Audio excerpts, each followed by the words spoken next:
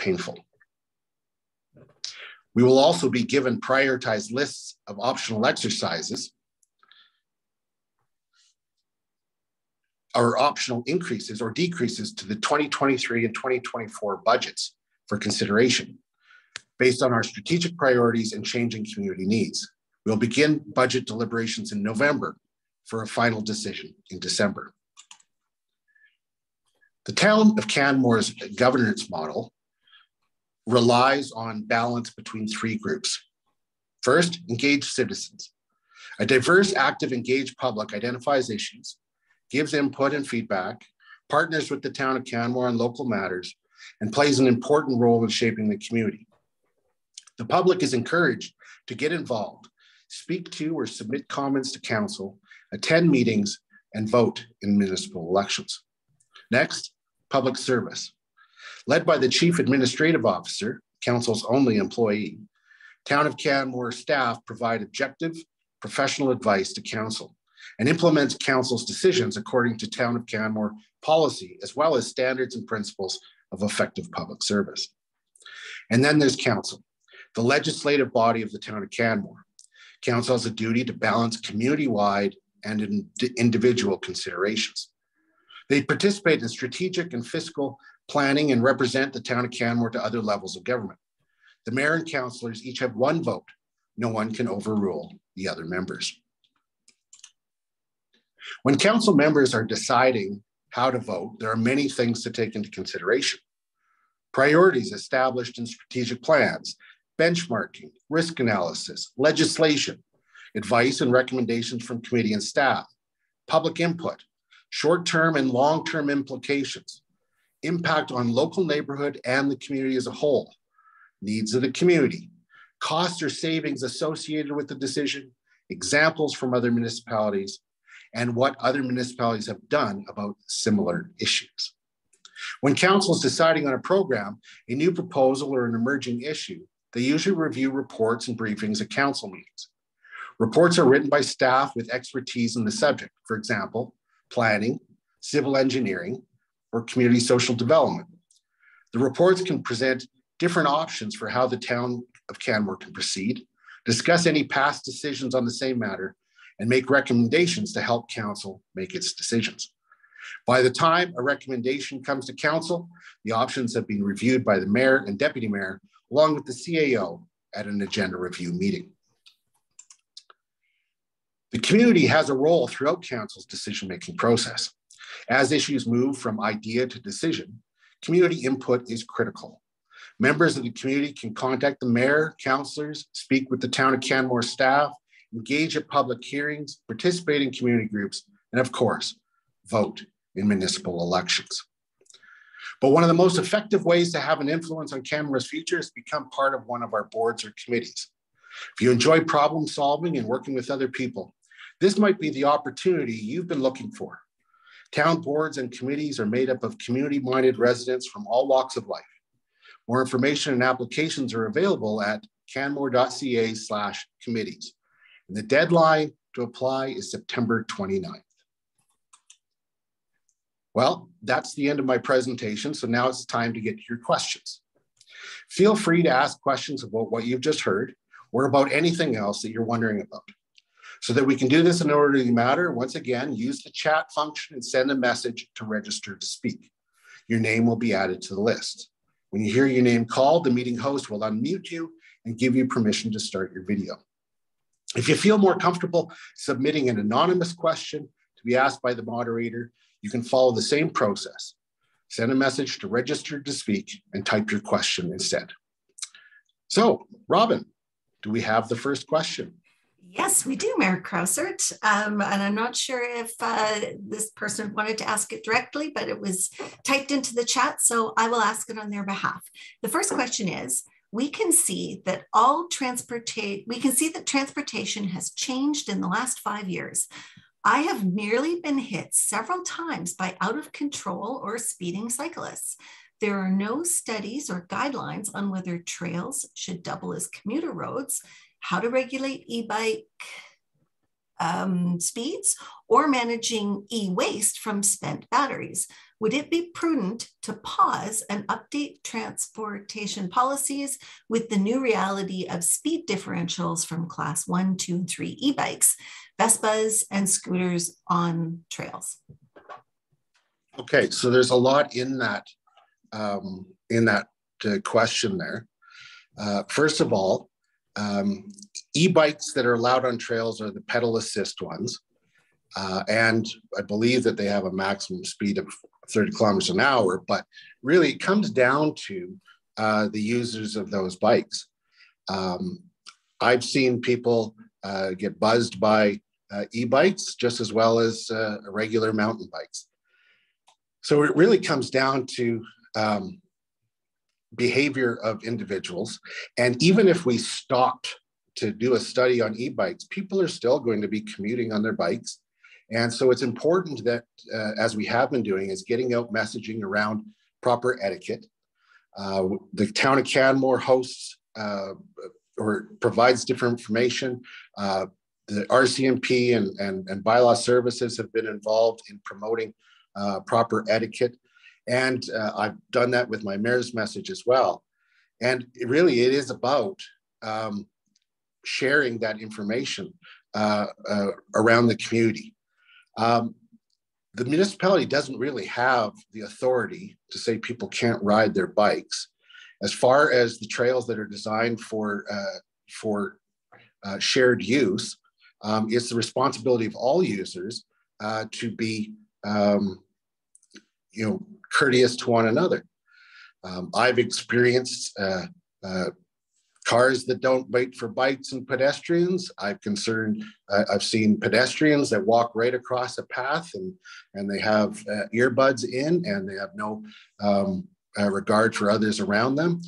It really is everybody's responsibility, and everybody has a role to play in making sure that we are doing common sense and courteous things. That said, there's always going to be those that are outliers, and we just have to hope that we can reduce those. Great, thank you for that. The next question, Mr. Belstead, Al Belstead, has asked to raise a question. So I will ask him to unmute and ask him to start his video. And Mr. Belstead, please go ahead. Thank you. Mr. Mayor, yes. I have one initial question concerning the protocol for this meeting. Was this meeting originally going to be an in-person meeting with Zoom access to those who wanted it? Or was it always going to be just a virtual meeting? Always virtual. Thank you. Thank you for that. Every single one of them has been. It's what I did during the campaign. It's what I promised to continue to do. Fair enough. Thank you for that. Mr. Mayor, in a recent video posted on YouTube, which you and Councilman Ma made, concerning the opposition of many town members, there are over 1,400 petitions against this, concerning modifications to the pathway, you stated in that video that there has been extensive engagement. Those were your words. Yeah. Mr. Mayor, there has been virtually no engagement. There was a 2018 transportation study which made very oblique references to future modifications to pathways. There were no details on this until the November 2021 ISL engineering study. Only at that point did we know what was contemplated in those modifications. And attempts to have a dialogue with the mayor, with council, and with the town, we've been given a message essentially that this is a done deal. There's been required legal engagement. That may be the case, but it was certainly not extensive. Nobody that I know knew about this until the winter of 21-22. And now that we'd like to have a dialogue with you about this, we're being rebuffed and told, no, it's a done deal. Mr. Mayor, my question is, are you and the council and the administration prepared to have a responsible, open dialogue with those of us who have concerns about the gravity of the modifications proposed to these pathways. Thank you for your question. Of course, that question has been asked a lot, and what I'm about to provide you is not likely to be new information. In 2016, 2017, there was public engagement around the integrated transportation plan. It wasn't a study, it's a plan that guides the future transportation networks within the town of Canmore for driving, walking, biking. So that study was done, the plan was passed. What happens with those plans then is they are implemented over a course of time. You don't do them all at once, you do sections at a time. The West Bow River pathway, to which you're alluding, came up in this past budget cycle as it was time for that particular project. Now, whenever these projects are done, they go through our public engagement policy. Because this is a town-owned land, it is existing infrastructure, and it is of the nature that it is simply improving an infrastructure that's already exists. The level of engagement is a duty to inform. And then through that informing, if there's anybody's property who is adversely affected, then they can have an opportunity to engage with administration, who is overseeing the project, to determine if there can be any mitigations to affect the adverse nature upon their property. This is a pathway of not very long, but it is an important connection with regards within the whole network. Some sections of that path are wider than what even the asphalt's going to be. There's going to be a replacement of 2 bridges that are going to be needing to be replaced at some point. There's going to be a re-angling of one of the bridges because it results in a sharp corner. I don't anticipate that it's going to be, as your websites have indicated, a Santa Monica-like bike highway. It's going to be the same people traveling there that are right now, except we'll have the opportunity to maintain that over the course of the entire year. It will be safer for use, more space for all users. And so this is a project that is moving forward. It is a project that is within the realm of the town to implement according to our policies. And that, is, we've responded to everybody that's come back to us. We don't have a different answer for everybody because it's the same questions and it's the same answer. And it's been consistent throughout, even though that it's being stated that it's going to be 5 or 5.5 meters. It's always been 3.5. There's been saying that it's going to be lit. It's always been that there's no lighting in the scope of the project. There is no environmentally sensitive areas. And we do have, with the advertisement that came out in the paper the other day, that was the paid advertisement, we actually had more people writing to us in support of the path than those opposed. 1,400. Yeah, well, we have 1,400 people. Mr. Mayor, in that same video that I just alluded to, you also stated, in addition to stating wrongly, in my respectful submissions, wrongly that there has been extensive engagement, there has been virtually none. You also accuse us of misinformation. Every fact that we have stated in our website and in those advertisements comes from your documentation or your contractor's documentation.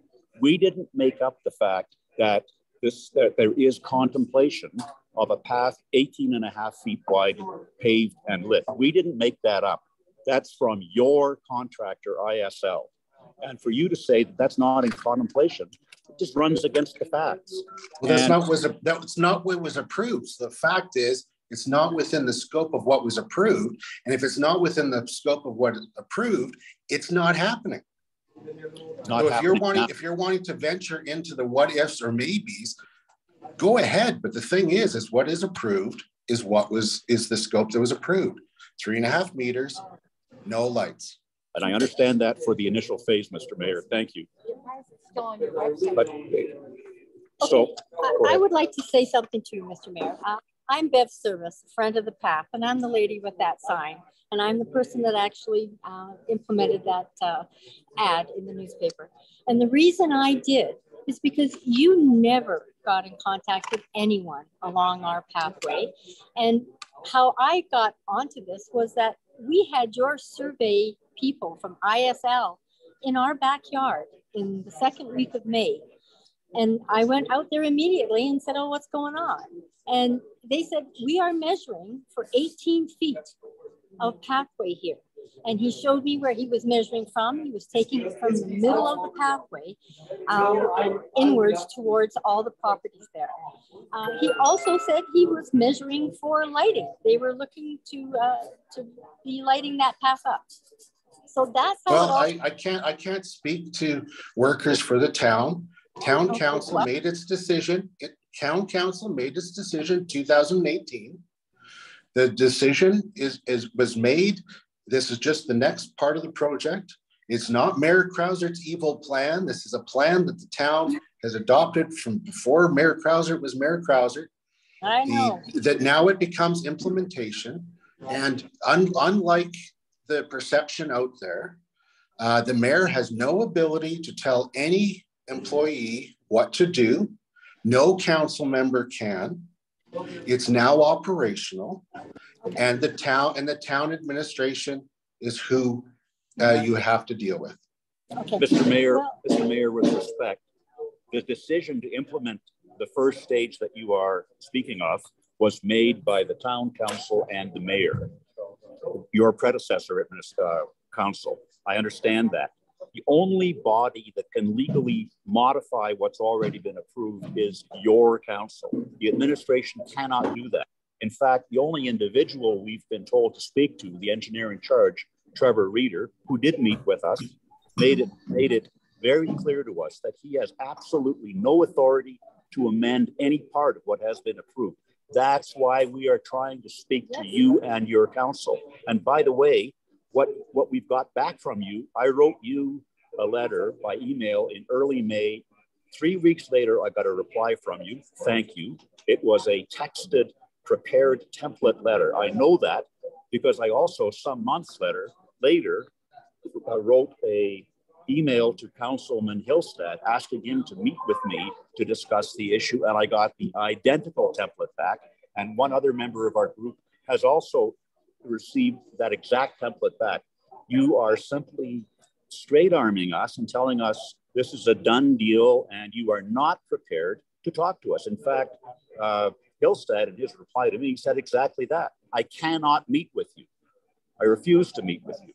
So what we're asking for is meaningful engagement. There has been none, and we'd like to know whether you are prepared to make that available to us. During the presentation that I just gave, I gave all the factors. I gave all the factors that go into decision making. Public input is one of those factors. We also have to be thinking it. We didn't get any public input from. I'm not done my response. Public input is one of those factors, but only one. And the greatest thing that we have to keep in mind is the benefit of the community as a whole. I see no benefit to the community to change the plans that were made. I see a benefit to the community of implementing a paving of a pathway that already exists, that's going to be bringing people behind your houses or along the river that are already there in a safer manner and in a manner where there's more room on the paved portion for pedestrians and bikers alike. Mayor Krausert, we do have a couple of other questions. Okay. Would you like to move on to them? Yes, please. All right. Ms. Nancy Pond, I'm just sending you a note so that you can unmute. Excellent. And I have unmuted. Thank you. There we go. And just sending you a note about sorry, my screen is jumping around a little bit. I apologize. Nancy, and your video should be on as well. Yes. Great. Hello, Mayor Krausert, and Hello, Nancy. hello, councillors. I see a couple of councillor names. I'm new to Canmore, but I do have a few questions regarding the safety aspect of the proposed plan. I actually graduated with a Bachelor of Science in Civil Engineering, and I worked in transportation for 5 years. So it is, everybody thinks that a wider lane and a smoother road and a clear sight line for travel is better for safety, but studies have actually shown, and including Transportation Association of Canada, Federal Highways Administration, they have actually got real data that when you widen something too much and when you make it too easy to drive or to ride along it, people will speed up because they have a higher comfort level at going at higher speeds. So when I looked at the plan, it seems like the engineers or the people designing these upgrades, these supposed improvements in the interest of safety and comfort and enjoyment, they're actually going against what standard best practices are today. So have you and the councillors actually sat down and asked the engineers the impact and the consequence and the studies behind their recommendations to pave and widen to the extent that they have, including the lighting? Yeah, so there is no lighting in the scope. The proposed width is 3.5 meters. The engineers, the philosophies that you're talking about are the exact same philosophies that we use for our roads. And it's about, not creating them big enough for people to, feel that they can go faster or what have you. And so that information is known by the engineering department. And so they are applying with that engineering know-how, they are applying and they will create whatever is great. We are not engineers on council. We have approved an integrated transportation plan, and by we, I mean the Office of Council has approved that, and it will be implemented in accordance with, by the engineers, by the professionals who do that. The design, somebody had mentioned earlier, and I see you're all gathered together. Hope you're having a good time. Somebody had mentioned about that they can't change anything. Well, that's not true. The concept has been approved, and that's what council approves. But the actual implementation is done, and that's what they're doing right now. Is they're doing the design for it right now. And so that's all in their hands. And you do not want council members designing paths or designing roads or designing, structures.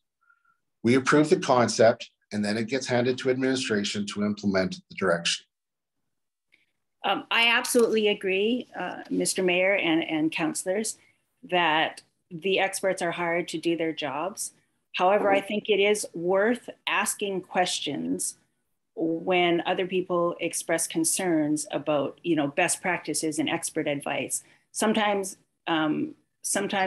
expert advice isn't necessarily the best advice because it's due to outdated information or a narrower scope. If you ask a certain question, for example, if you ask a transportation engineer to design you the best route from point A to point B, they will give you a road.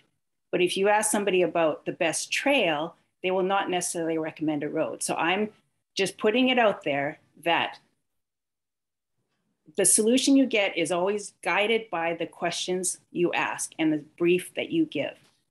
So give that some thought, because based on what I have studied and what I know, narrower passageways makes people uncomfortable so that they slow down because they see the risk. When it's too wide, people go too quickly, and before they realize there is a risk on the road, they can't stop. I totally agree. You would have an excellent conversation with Andy Asarte, who's our manager of engineering, and I would encourage you to contact him. Great, thank you.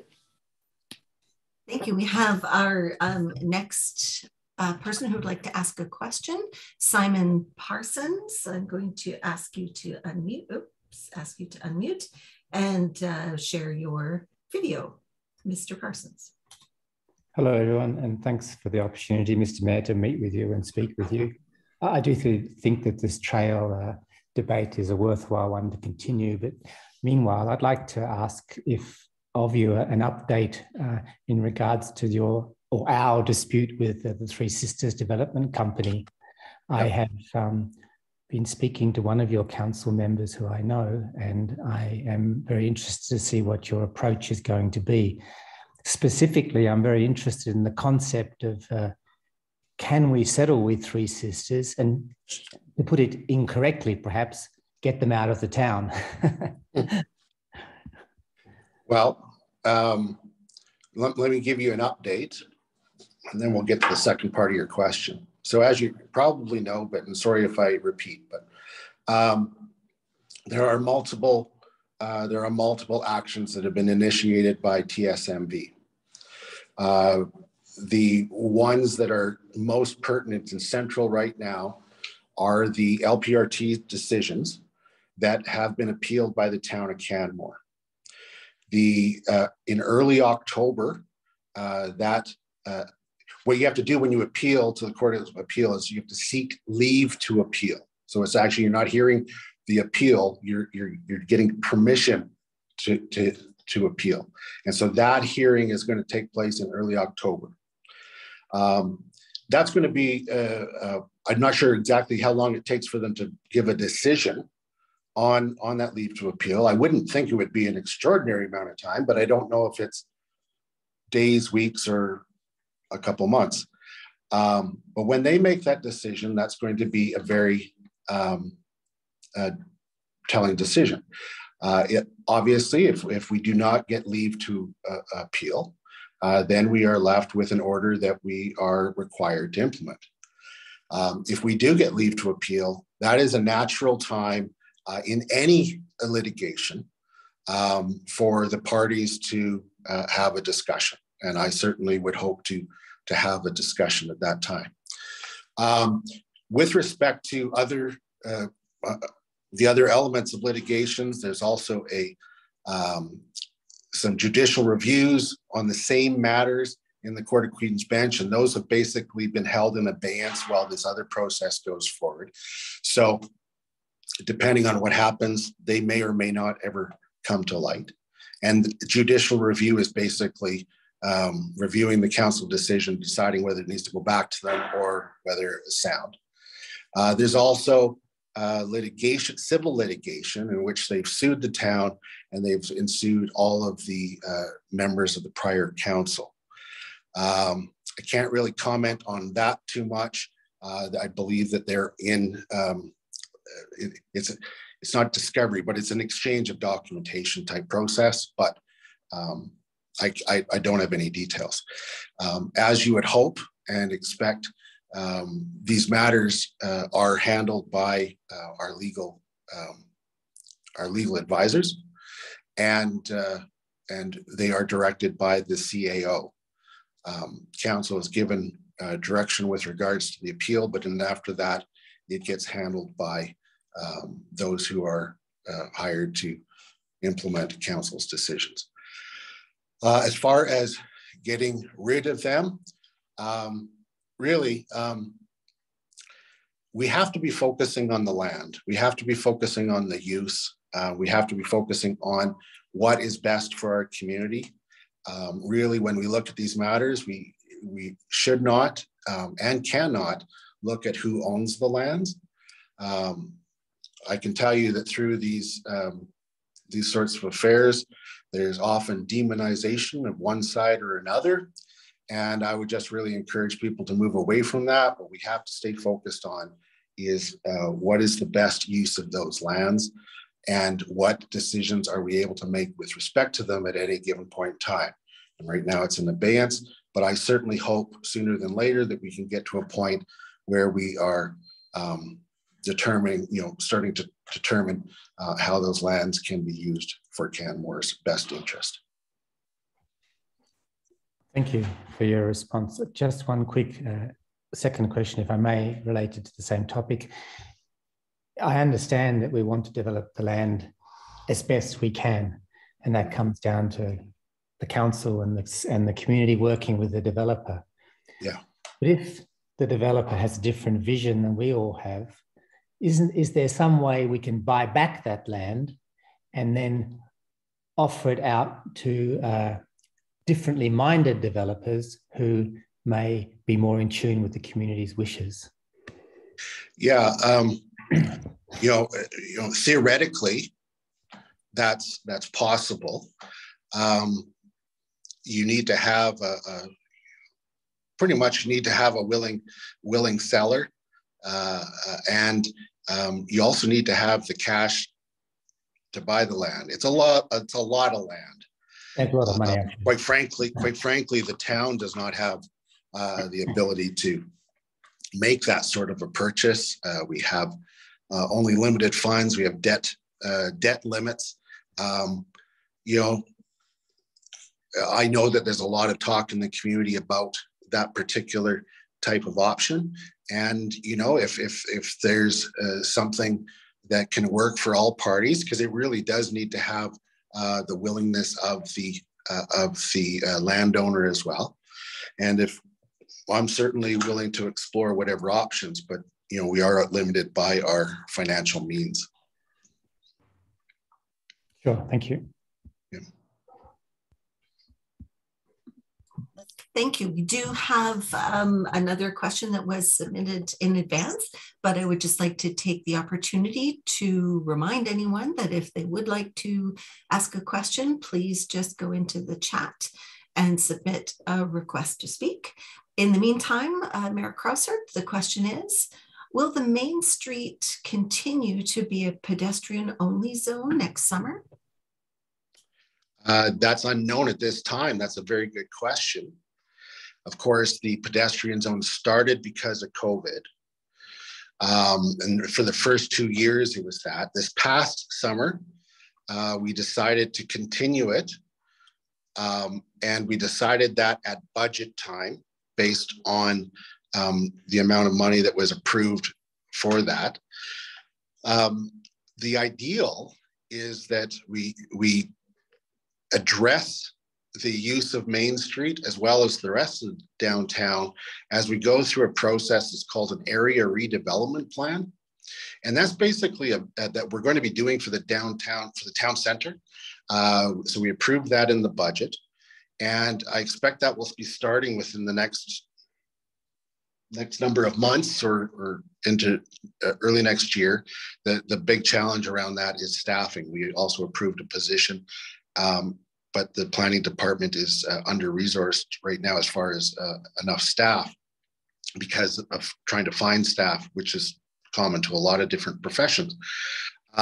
So the timing's not exactly known, but it is hoped through that process that there will be some sort of a more permanent or a conversation around what the permanent outcome of Main Street's usage will be.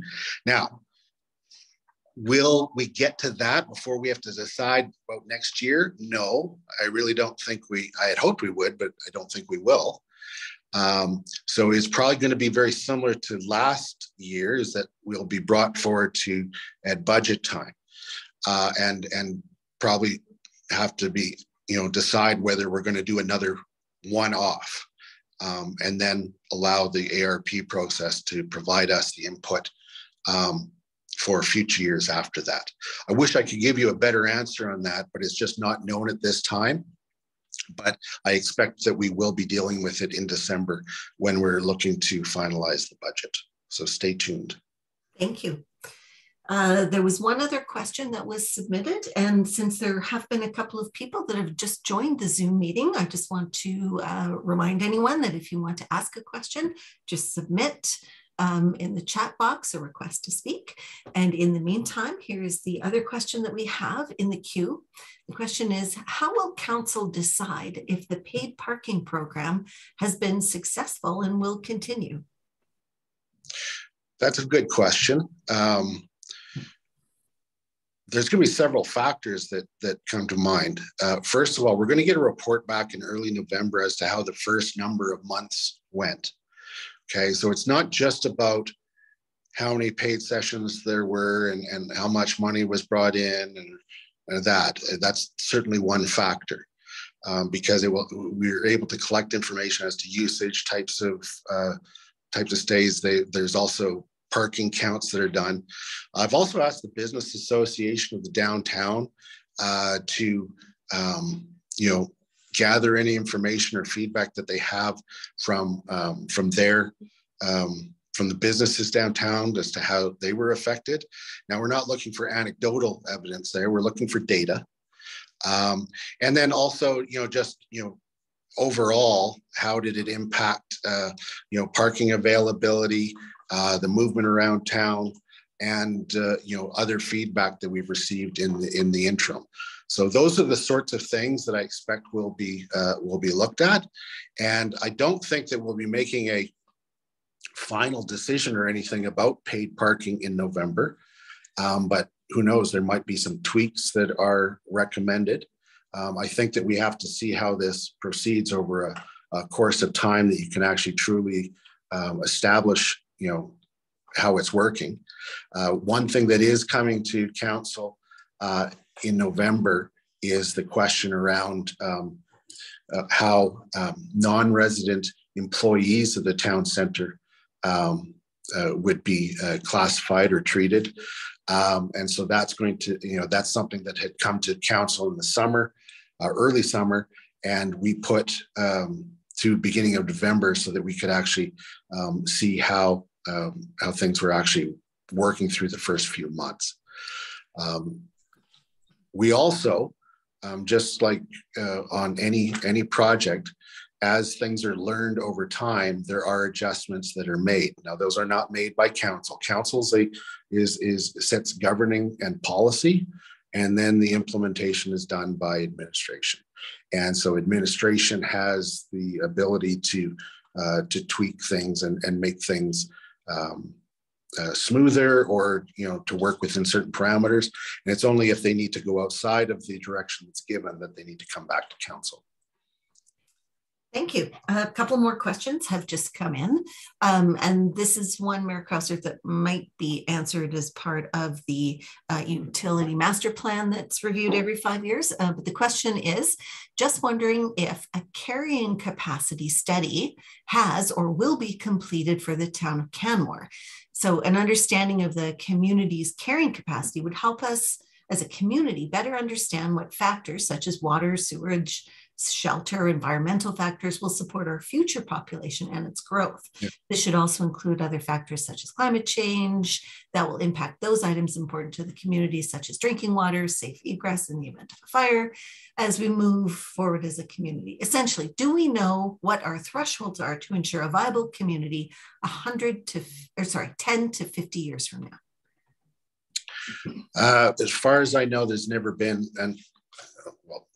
a carrying capacity study done. I don't know exactly what would be involved in that. I do know that all of our plans do look out into the distant future, 20, 30 plus years beyond. I know that for several years, and by several years, I mean decades, at least the last 20 years, the numbers that have been used in the models over time have been forecasting a population of about 30,000 people. And don't attack me for saying that. That's just a fact.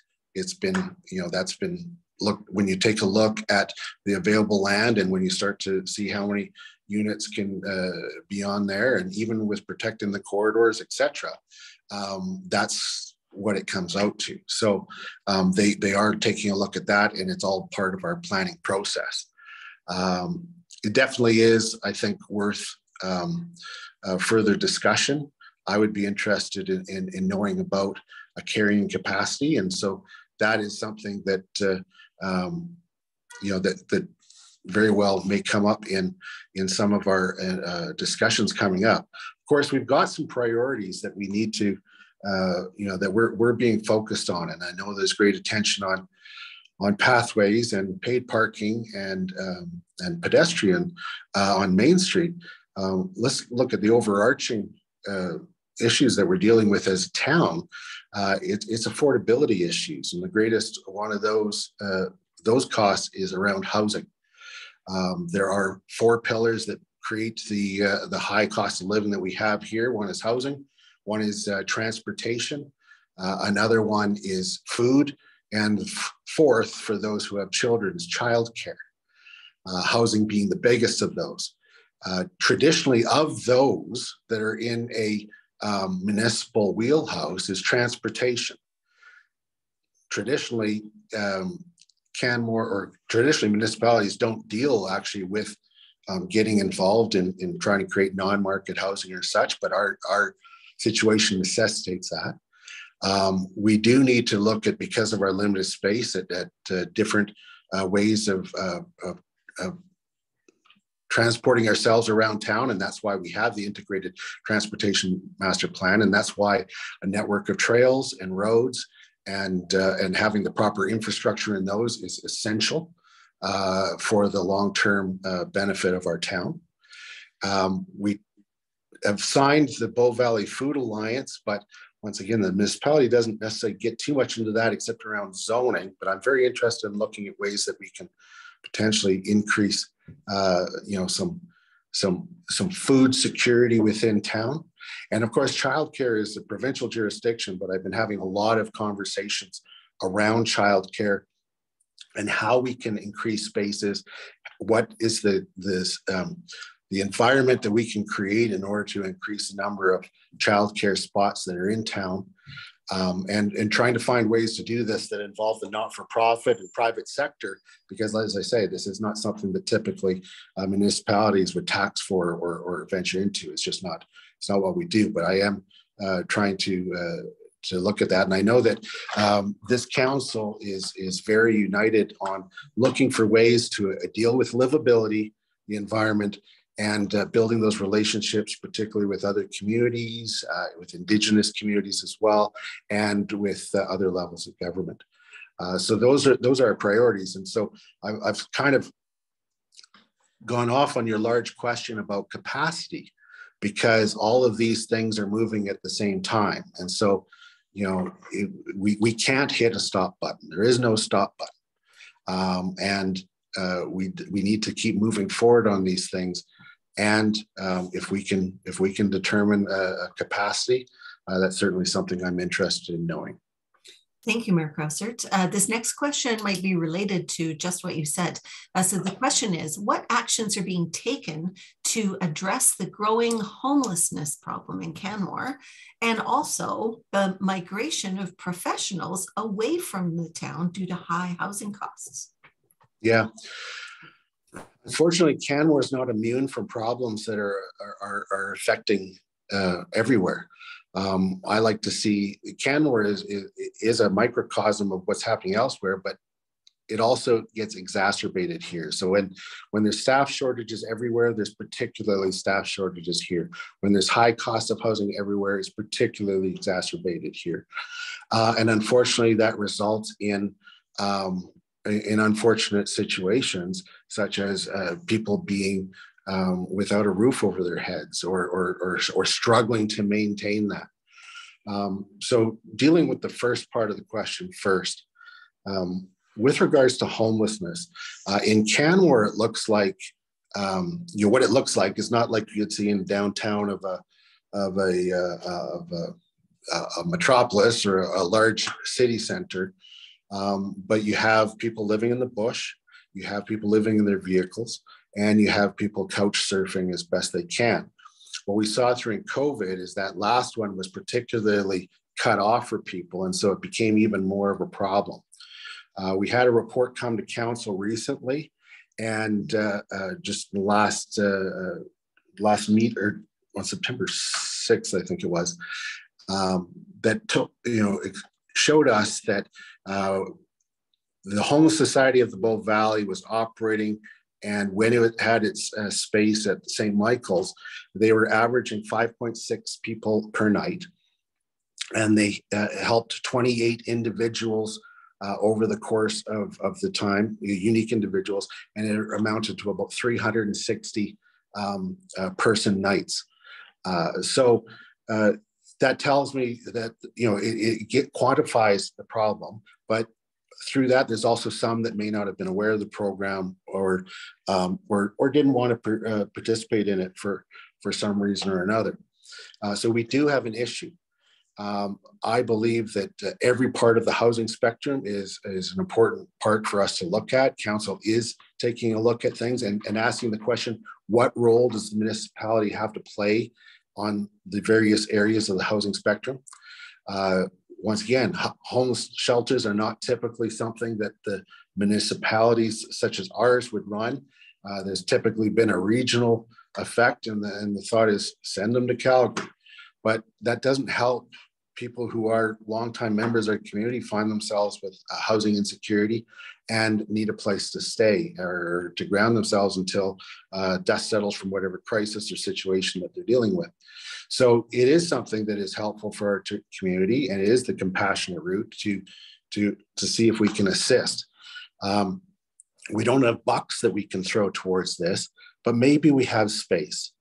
And so on September 6th, when we were asked by the Homelessness Society of the Bow Valley if we could explore space in a town facility that would cover the cold winter months from December 1st through to the end of March, and council unanimously gave that direction to administration to explore what may be possible. So we may be able to be part of that solution and collaborating or working with the Homelessness Society in some regard. Now, that's only one part of the housing spectrum. There's also social housing, which is definitely within the realm of the province. We have an employee housing issue, so I know council's turning attention to that. I've had several conversations with people who are interested in solving that problem and with different ways of looking at the issue that may be applicable in Canmore. So that's still a work in progress. Non-market housing, we need to increase that because the market prices are just so far out, and we need more market housing as well in order to meet the needs all along the continuum. Thank you. That was very now, thorough. Did I answer the second part of the question? I think it was because the question was about what are we doing for the professionals migrating over to town, and I think you addressed some of the market and non-market housing. Well, yeah. Well, we need that. There's a systemic issue that's caused. I mean, if you look at the medical profession, it's actually systemic. Canmore, actually, compared to a lot of communities in Alberta, is doing pretty good. Or pretty well. That doesn't mean that it's not a concern that newcomers to town can't get a family doctor. That is a concern. But compared to other communities, we're actually in pretty good shape because we're actually pretty attractive to professionals. I'm very happy to know that there are groups working through the CARE network to try to attract doctors. We certainly had a presentation at council, and I know that different councillors have had conversations with various people in the community that might be able to help out in that regard, and so they've been referred to that group to assist in trying to attract more doctors to town. But it's a big issue. The town has trouble attracting staff. Teachers it's tough to attract teachers, and each one of these may be a slightly different solution. So CRPS is looking to build some employee housing for teachers so that they can land and get into the community and get set up. At the town, we need to take a look if there are things that we can do to, help, because we are, along with Spring Creek, are the largest employers in town. If that we can, instead of contributing to the problem, if there's things that we can do within the town, as far as programs that to help people get into a mortgage or otherwise, and then there's with more market housing and more of the CCH, hopefully that will allow other people to land here as well. It's a big issue. It's an uphill climb. We're dealing against natural market forces that cause a highly desirable place with a limited footprint to have a very high cost. And so it's not easy, but we are definitely trying. Thank you for that. And so the last question we have this evening, what benefit or advantage does pavement provide that gravel doesn't on a trail? Pavement's almost double the cost to maintain.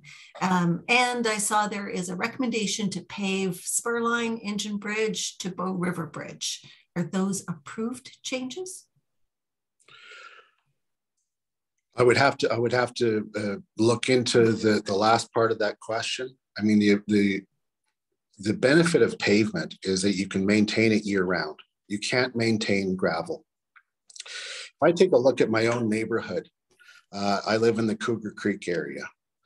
And there was a lot of resistance after the Cougar Creek was washed away and it was rebuilt about having pavement, asphalt on one side. It's 3.5 meters wide, by the way. And having that asphalt on that side, well, it's going to cause so many troubles. There's going to be conflict as we, there's going to be accidents, the whole bit. And what we found, as I was walking around during COVID and, getting out of the house, is people were asking me, this is after I declared that I was running for mayor, when are they going to pave the other side? Because the other side is gravel. It gets is snow covered and icy for much of the year. In the fall and in the spring, it gets muddy. There's footprints. It gets bumpy. It becomes impassable at many times of the year. Whereas the pavement side, even a light dusting of snow, even in cold temperatures, would be gone with sunshine. You can get the brushes, the brusher going through it and clearing the way. It creates for better footing for people if they're walking or riding, getting from here to there to get to work or to downtown or to enjoy and getting out for a little exercise and fresh air. It made a world of difference in Cougar Creek, and I wouldn't change that for anything. In fact, like I say, people are asking, when is the other side going to get paid? Great. Well, that's all of our questions for this evening, Mayor Krausert. Thank you so much for your answers. We had about 18 people participate in this evening's town hall.